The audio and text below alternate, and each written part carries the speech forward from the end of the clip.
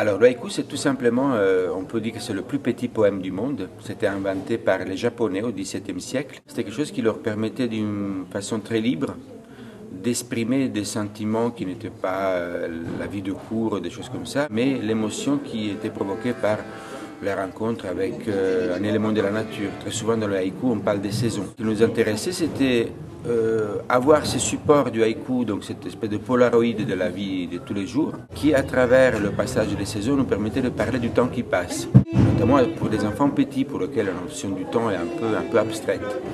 Mais là, comme on part de la vie quotidienne, le haïku permettait par des petites phrases, par des petits moments comme ça, de parler de leur vie. Le haïku nous a été un support très utile pour inventer des haïkus avec les enfants, pour voir avec eux quelle émotion le haïku leur suscitait. L'humour était très important pour eux. Et donc voilà, l'haïku pour nous a été tout ça. C'est une émotion qu'on ressent vis-à-vis de quelque chose qui nous touche profondément dans la vie de tous les jours.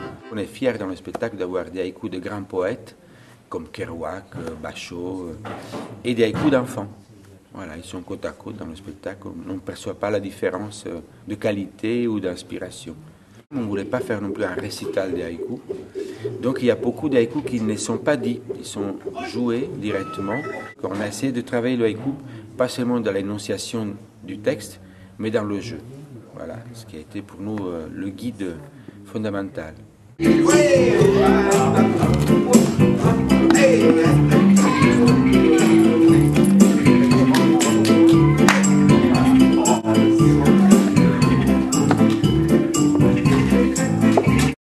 Des pommes de terre, des haricots, une banane, c'est ça la cantine.